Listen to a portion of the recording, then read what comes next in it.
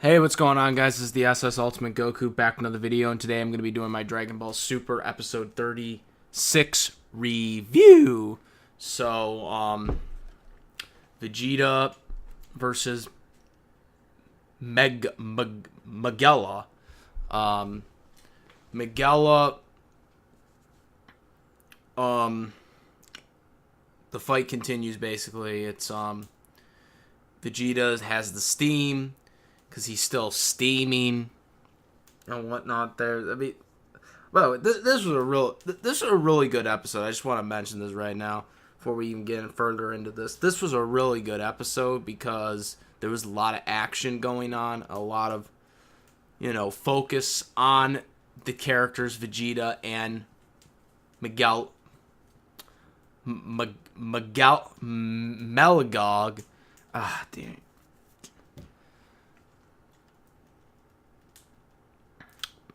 Magellan. So it was good. Vegeta was steaming still from the previous episode. The oxygen was starting to sweat him out. He was starting to sweat because of the barrier. Beerus mentions about the pressure is like, you did this on purpose. And then Champa, shows the air at the bottom and stuff like that, proving that it's not true at all and whatnot. Maggella, is doing these, this lava, techniques. Maggella the robot, he is a robot. Do we call him it? No. We can't call him an android. He is a robot. No, I'm just kidding. He is an android, but he isn't. Not in the Dragon Ball Z universe, he isn't. Because they can't, because the androids are already androids. And cyborgs are androids. Androids are cyborgs in the Dragon Ball Z dub. So, doesn't matter to me because Terminators are cybernetic organisms, cyborgs, as they've been called. And they're actually androids, but,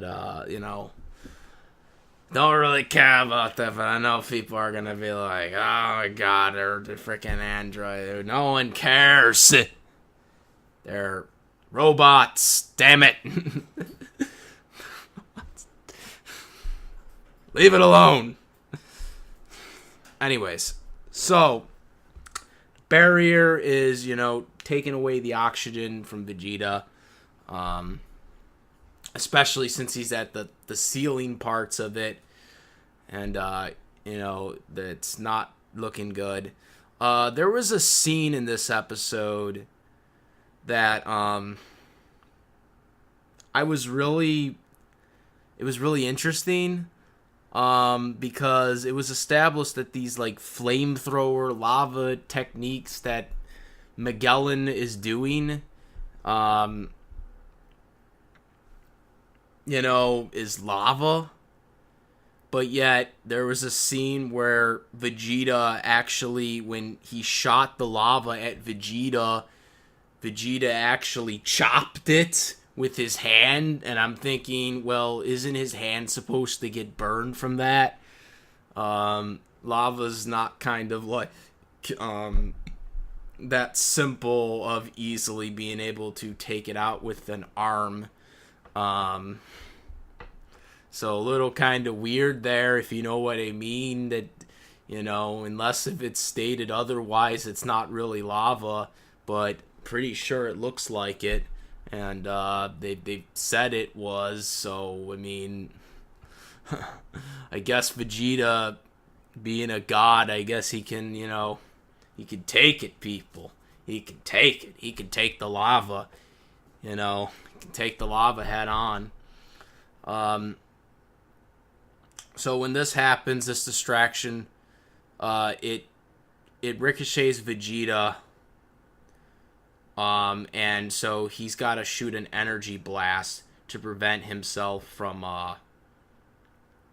what's the word, from touching the barrier, because the barrier is basically a ring out now. So, which again leads to the limitations of this fight for Vegeta.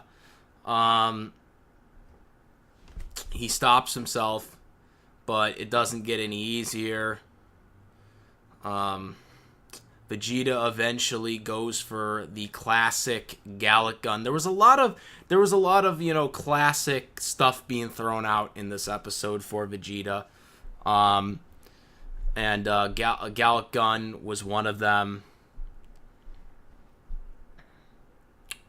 Unfortunately, it didn't take him out. It didn't take Magellan. Call him Magellan. So doesn't take him out. So what are we gonna do now for Vegeta? Use this Gallic gun. He's powering up, and it's not working. Vegeta's getting pissed. He's just pissed off at this point. There's also a thing with Frost and the people, on Universe 6's side there. I'm thinking to myself, why is Frost there? Didn't he just get taken out by Hit in the previous episode? And he's just, there, just like whatever.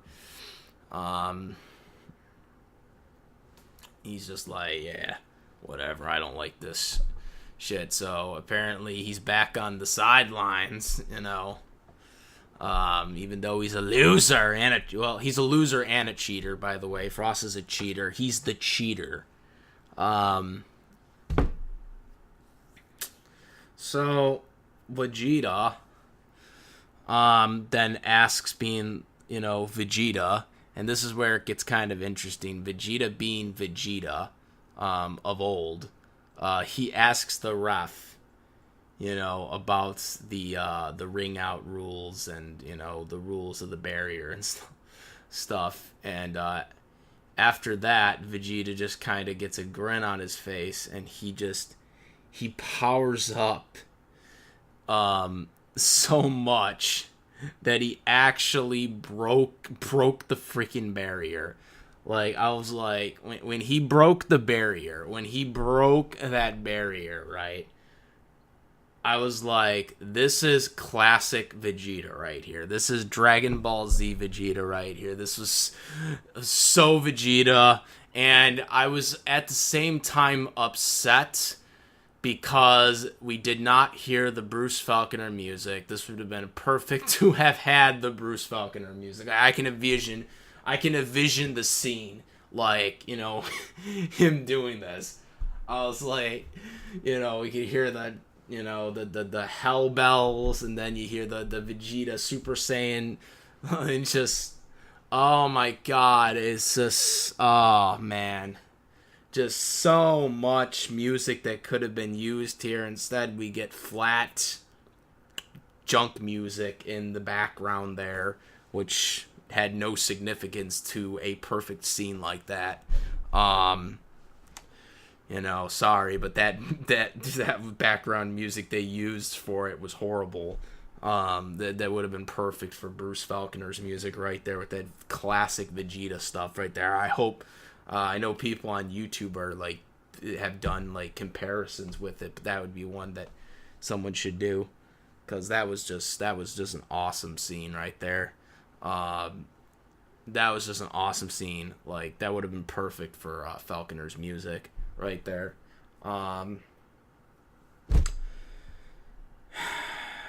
What else? So once the barrier was busted, then Vegeta was getting serious, like, after this, and like, he's like, your advantage is done, buddy. You lost this fight. But unfortunately, Vegeta got a little cocky, and what happened is he almost fell out of the ring.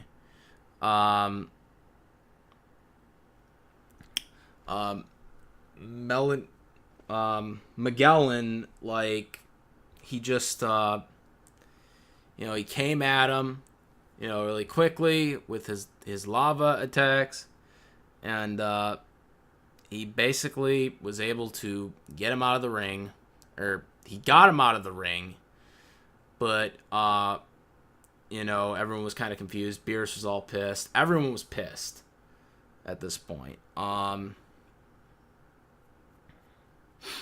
And this right here, I was thinking, well, this is probably going to lead to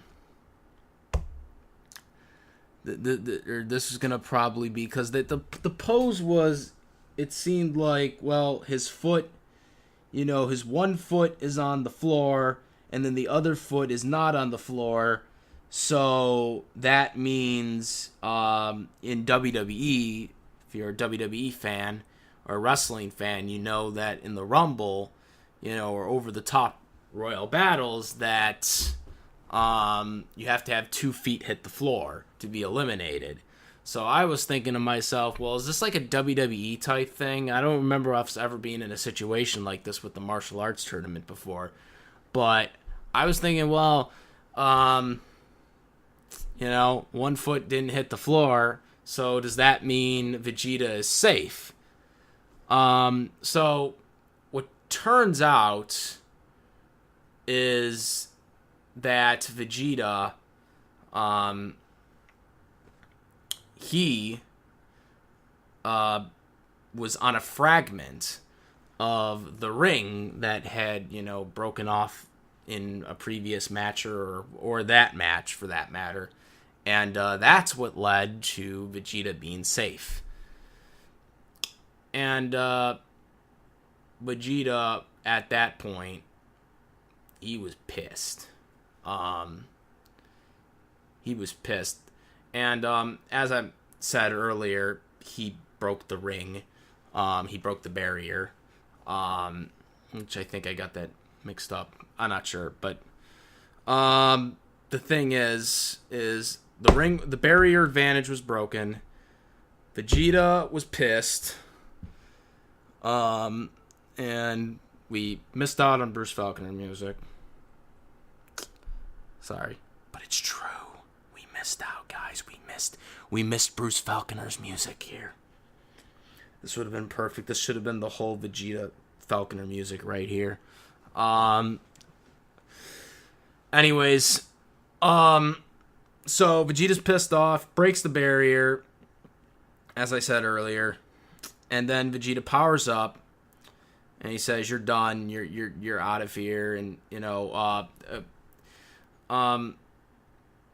Ciampa also complains, like, who hired this referee? And Vaduz basically says, "You did."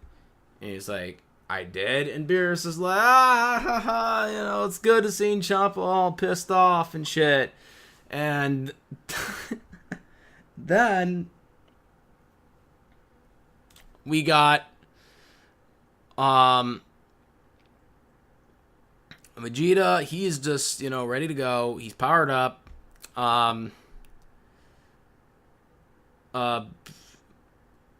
Magellan is just, he's steaming up with his lava attacks. Whis also says, Vegeta doesn't like the fact that, he won with this technicality, or he got this, to stay in the ring with this technicality, so he's pissed off. Vegeta's all powered up, and then we see it. We see, I knew it was coming. He was all powered up, all angered and shit. He's like, "Final Flash!" And I was thinking to myself, but wait a minute. Wasn't the Final Flash, like, when he did the Final Flash, I was so happy because we haven't seen the Final Flash in a long time, since, like, the Cell Saga or whatever. Final Flash was so impactful back then. In the Cell Saga, they said that the Final Flash could possibly destroy a planet. They said it could risk destroying the planet in the Cell Saga. So when he did the Final Flash, I'm thinking to myself, he's gonna probably kill this dude. he's gonna kill this dude because like this thing is that destructive, you know. Final Flash isn't a technique that Vegeta always does for a reason. It takes a lot of energy, ki, and you know, it could rip a planet. Like, so, especially now, he's much stronger than he obviously was in the Cell Saga. So, I mean, like, it's probably even more devastating than it was back then. Like I said, if you're a Vegeta fan, this was the episode to watch. Like, this was all Vegeta, and, you know, you see that old type of Dragon Ball Z Vegeta in this episode. Like I said, I wish the only thing that this episode was missing was that Bruce Falconer Vegeta music, because they, like, this would have been a eye candy day for Vegeta with Bruce Falconer's music in it, because everything was just perfect. Like, you know, everything was perfectly set up for this. Like, so he uses the Final Flash. You know, the Magellan tries to do a lot. Well, also, I think I forgot to mention about the aftermath of the burial, the burial breaking. There was glass shatters that were falling through. I want to talk about that too, because the one thing I noticed in this glass shattering thing was that, well, besides the fact that Ciampa said, "Oh, you should have done better," and Vado said, you know, like, I told you, you should have given me more time and stuff like that. Ciampa just, you know, being sore loser again. The glass shatterings, the one thing I noticed in this whole thing was that the Saiyan from Universe 6, what he did, he actually jumped in front and actually shield Vadus, which really surprised me, because Vadus is supposed to be the strongest right now, without counting Whis. Whis and Vadus, I think, are equal in strength, in my opinion. But she is one of the strongest, if not the strongest, to date so far in the English dub, and she was protected by a Universe 6 Saiyan, which to me I thought was kind of weird. Like, why would she need protecting? That was just really weird. That was the one thing I know. I know not many people are probably going to talk about that, but I just thought that was one thing to notice. Too. Goku and Piccolo are like, oh, Goku says, well, now I see why Beerus says this guy is the strongest, or whatever, Minaku. There's still something fishy about Minaku, because Beerus, in a couple episodes ago, the way his body language was, we'll see what happens with this Minaku guy. But with getting back to the episode, you know, Vegeta does the, you know, Final Flash, as we all know. Magellan uses the lava to counter, but what happens is Vegeta, what he comes in and does is he just, you know, he just takes him out. You know, he's not good enough, and he says this fight is over, and, you know, Magellan's at the edge of the ring, and Vegeta just comes in here and, you know, says, "It's over, you hunk of junk," or whatever, and just punches him, and the freaking ring, just half the ring just freaking explodes and shit. And, you know, a friggin' overkill, basically. Vegeta just being a savage. And it's a ring out, and Vegeta is declared the winner by a ring out, and essentially a knockout, I guess, too. After this, you know, it is seen, Magellan is just, you know, crying because I guess, you know, he didn't like the last comment. You know, they're very sensitive to stuff like this robot thing. He's clearly a robot. Um, I want who I didn't look at the voices for that, but who is the voice actor for the robot, because he's doing a really good job, I think, as the robot dude. He's the stereotype robot thing right there. I wonder who that is that's doing that, because that's got to be a little challenging to do that. You know, the way they're doing the you know, like, god damn it, that's got to be really challenging to do that. Like, cuz it's not just it's not even like a nah, you know, it's not even a stereotype robot voice though. Like, he's doing the robot type voice, but at the same time he's also doing the steam thing, you know, because he steams always, you know, like a Tin Man or whatever. He's steaming always, and then, you know, talking while he's, you know, in this stereotype robot voice. That's got to be really challenging, because it's not just a robot voice. He's also altering stuff with the steams, and then the, you know, the cutbacks. You know, that's got to be really hard to do that. So I am actually curious to know who's doing that, because that's got to be really weird. That's got to be hard. Not just weird. That's got to be hard doing that all the time. You know, to keep that up. You know, so Vegeta wins. Vadu says, you know, they're going to have a quick cleanup, you know, to fix the ring, since the ring got majorly damaged in this episode. Obviously, the barrier rule is done, unless Vadus can, like, make a new one, which I don't think she's going to. So then the Universe 6 Saiyan, you know, he's starting to, you know, get up and get ready, because he's next. Goku, you know, looks at hits, you know, he's just, you know, closes his eyes, and he's just like, you know, whatever. And, you know, he looks at Vegeta when Vegeta gets back there, and says, you thinking about him too. You know, the guy in the black clothes. Like, so, you know, the speculation is going on, and it's not even his, you know, match yet.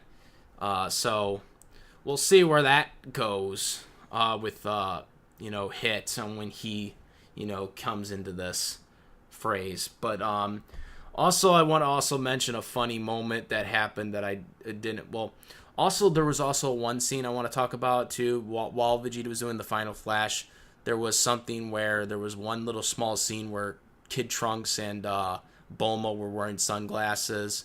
That was pretty interesting how they kind of did that. But another thing to take in note, earlier in this episode, there was a funny scene where Bulma, you know, was all pissed and was ready to choke Jocko, and Jocko moved out of the way and put Ulan in his place, and Ulan got choked by Bulma. And I thought that was kind of funny, kind of a classic type Dragonball thing. You remember, Oolong used to be Bulma's punching bag back in Dragon Ball, if you remember that. If you remember the Dragon Ball stuff. So, kind of a little funny thing there, too, to note. But that's basically the episode in a nutshell. Good episode, a lot of fight scenes, a lot of crazy things going on. I am interested to know why Whis knows about the metal race, since this is from... I mean, I know they have their own race in Universe 7, but Universe 7's metal race should be different from Universe 6's metal race, so... that's what I'm wondering, because he guessed, you know, his personality correctly. But I thought they're supposed to be kind of opposites from the universe. That they're supposed to exist. They're supposed to exist, but they're not supposed to necessarily have the same type of personality type deal. So I am interested about that, why they have, you know, or at least Whis, to his, you know, credit, knew this, so that means they have to be really similar, but there has to be something different about them from their universe version. But yeah, overall good episode. This was definitely a good episode for Vegeta fans. as well as classic Vegeta. This is a classic Savage Vegeta episode. Vegeta destroying that barrier, that was savage. That was absolutely savage. I'm sure Christopher Sabat had a really good day of doing that, too, by the way. Just, like I said, the only thing that really was taken away from this episode was this would have been a perfect episode for Bruce Falconer to do that Vegeta music. I'm telling you. That Vegeta music would have been perfect for this episode. Music really didn't fit, what should have been shown on this episode. But, I still liked it. I thought the episode was really good. Just saying, like, the music just not there. Let me know what you guys think. Did you like this episode? I thought this was a really good episode. If you like this video and my other videos, please subscribe. I have a playlist of all my reviews that I've done, in anime and everything else and all that other stuff, as well as my super episodes. Like I said, Adult Swim, stream service, legally. Watch it. If it doesn't have the key thing there, you don't have to put your cable thing in. So that's the one way to watch it, if you don't have cable. All my groups for my Google Plus community for Dragon Ball Z or Dragon Ball Super English dubs for both will be in the description box as well. Let me know what you guys think. And that is about it, guys. Like I said, if you like this video and my other videos, please subscribe. And I am out. I am the SS Ultimate Goku. I'm out of here. Peace.